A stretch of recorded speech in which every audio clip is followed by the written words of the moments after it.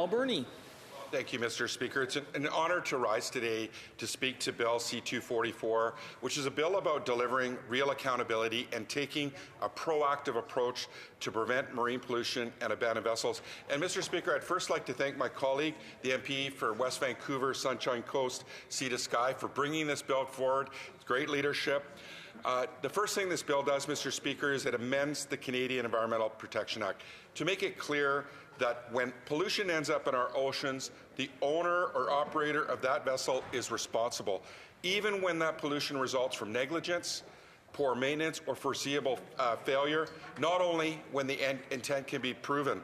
So secondly, it amends the Wrecked, Abandoned, or Hazardous Vessels Act to stop vessel owners from offloading end-of-life boats onto the people they know don't have the means to maintain or safely dispose of them. It closes the loophole that allows responsibility to be transferred on paper while the pollution risk remains in the water. These two changes are practical. They respond directly to what coastal communities live with every day. From the perspective of a coastal riding, where I live, the problem this bill addresses is not occasional, it's structural. Our system too often intervenes only after damage has already been done. We mobilize the Coast Guard once fuel is already in the water. We rely on volunteers once debris is already on our coast, especially Indigenous Guardian programs. We scramble for funding once a vessel is already sunk. That approach costs more, harms ecosystems, and downloads responsibility onto communities that didn't cause this problem. So Bill C-244 moves us towards a prevention-first approach. This bill strengthens accountability when pollution results from negligence, poor maintenance, or foreseeable failure, not only when intent can be proven. So anyone who works around these harbours knows that some of the most damaging pollution comes from aging vessels or deferred maintenance and weak oversight. The ecological harm is the same whether a spill is deliberate or the same as neglect. So if we want to change behaviour, we have to change incentives, and clear liability rules encourage better maintenance, safety planning, and proper end-of-life management. When the costs of failure are real, prevention becomes cheaper than cleanup.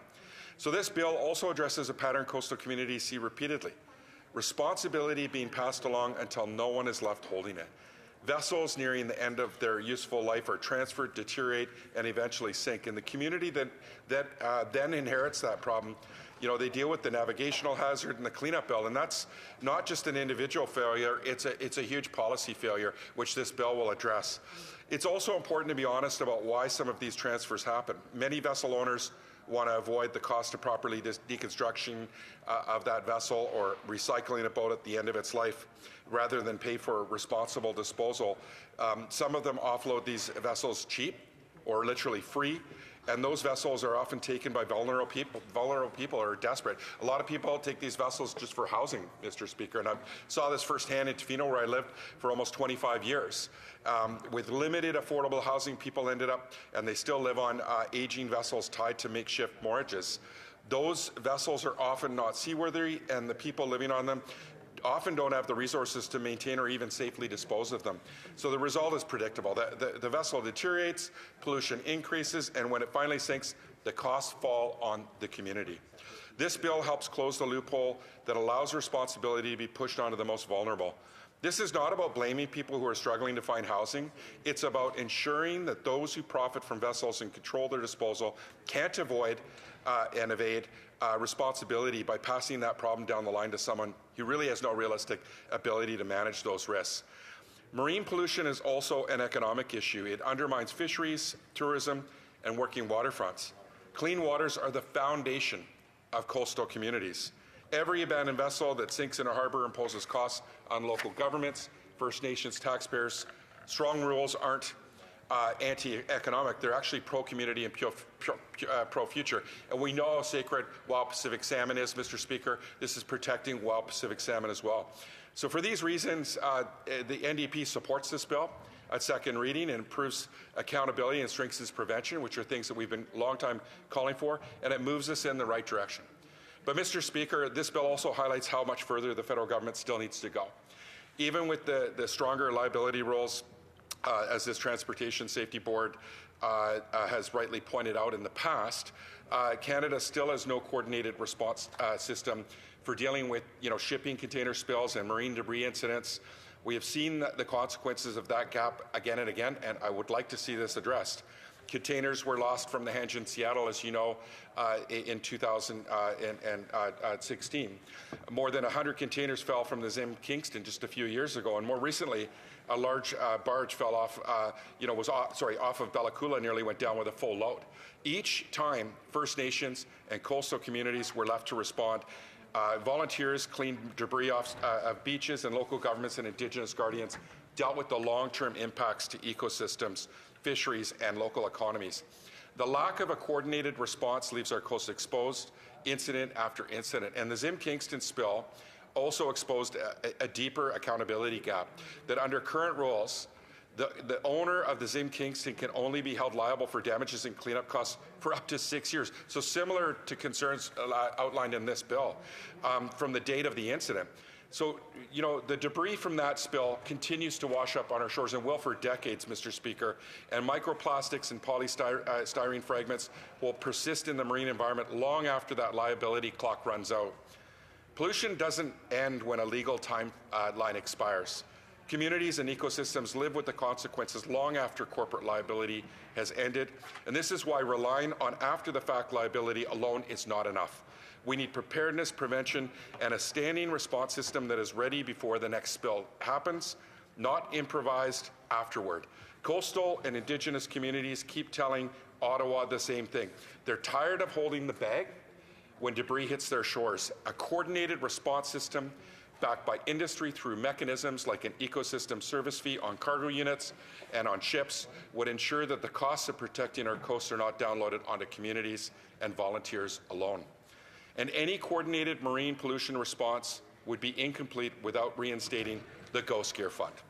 It was one of the most important conservation initiatives in Canadian history, tackling up to 800,000 annual tons of abandoned, lost or discarded fishing gear that is amongst the deadliest sources of plastic pollution. I think of Ocean Legacy Foundation, I think of the Coastal Restoration Society in my riding, many different groups that did that work, Surfrider, Pacific Rim. This bill, you know, it might strengthen legal liability standards against marine pollution, but a multi-year permanent Ghost Gear Fund focused on prevention and rapid response remains essential to keeping our coast clean. And this brings me to another piece of the prevention puzzle that Bill C-244 points towards, but doesn't fully solve. What happens to vessels at the end of life? So if we're serious about stopping abandoned and derelict vessels from becoming pollution hazards, Canada needs a responsible ship recycling system here at home. Too many Canadian vessels are sold off, exported to jurisdictions with weaker standards, or left to deteriorate in our waters until they become hazardous waste. That is environmental negligence and economic leakage. We lose the jobs, we lose the materials, and communities inherit the pollution. Canadian vessels should be recycled here in Canada to high environmental and labour standards that requires domestic ship recycling infrastructure, clear federal guidelines and investment in facilities and training so vessels can be dismantled safely and responsibly. This is not only an environmental necessity, it's an economic opportunity to create good local jobs in coastal communities while preventing pollution before it happens. In Port Alberni, in my riding, the Ship Recycling Leadership Group that I've been working on has brought together local governments, labour, environmental organizations, industry, and Indigenous partners to develop a model for responsible ship recycling. A core guiding principle of that group is that ship recycling must be grounded in Indigenous leadership, decision-making authority, and consent. Responsible ship recycling can't be imposed on communities, and it must be done with Indigenous nations as true partners, with leadership at the table, real decision-making authority, and free, prior, and informed consent. This is the standard Canada should be embedding in any national ship recycling framework.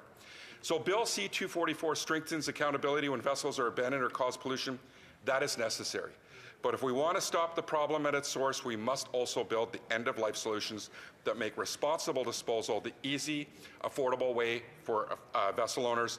And so, yes, this Parliament should support Bill C-244. It closes loopholes and strengthens prevention. But again, the government must act on container spills, marine debris, implementation of the Transportation Safety Board's recommendations, and invest in Canadian ship recycling capacity with strong federal standards. If we fail to do the full job, we will keep paying more to clean up pollution after the fact instead of preventing it at the source. Coastal communities deserve better than that. Again, I want to thank my colleague, the MP for West Vancouver Sunshine Coast, Sea to Sky, for bringing this bill forward. I look forward to working with him on these additional concerns and solutions, from marine debris and ship and container spills to building responsible ship recycling capacity here in Canada. New Democrats will be supporting this bill and will continue to push the government to do the full job of protecting our coasts, our communities, and the waters we depend on. Thank you.